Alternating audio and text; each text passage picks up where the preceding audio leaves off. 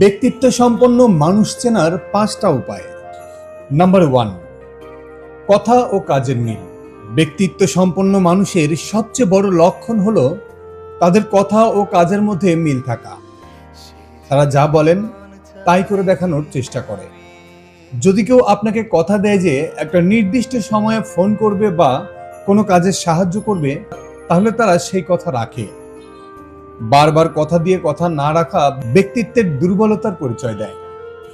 তারা ছোট ছোট প্রতিশ্রুতিও গুরুত্বের সাথে পালন করে। 2 নম্বরটা হলো কথা শোনার দক্ষতা ও সহানুভূতি।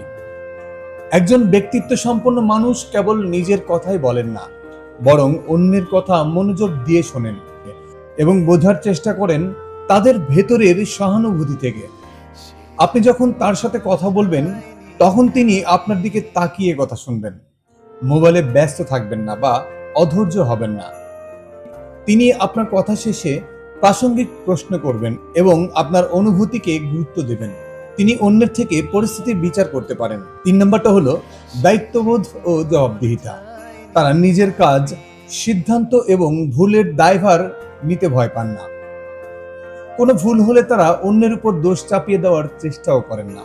কর্মক্ষেত্রে কোনো প্রজেক্টে ভুল হলে তারা অজুহাত না দিয়ে সরাসরি স্বীকার করেন যে এই ভুলটা আমার কারণে হয়েছে, আমি এটা ঠিক করার চেষ্টা করছি।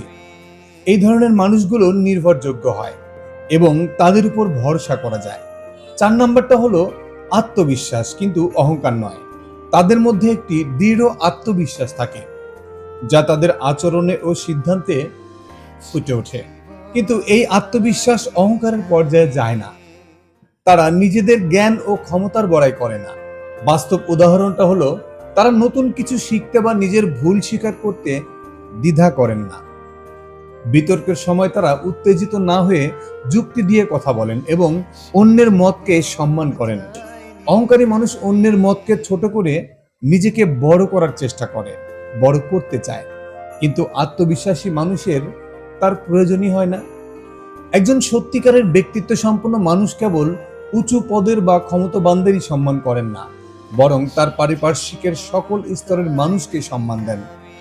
হোক সে অফিসের পিয়ন, রেস্তোরাঁর ওয়েটার বা একজন সাধারণ কর্মী। লক্ষ্য করে দেখবেন তিনি তার অধীনস্থ কর্মী বা সেবা প্রদানকারী মানুষের সাথে কেমন ব্যবহার করছেন।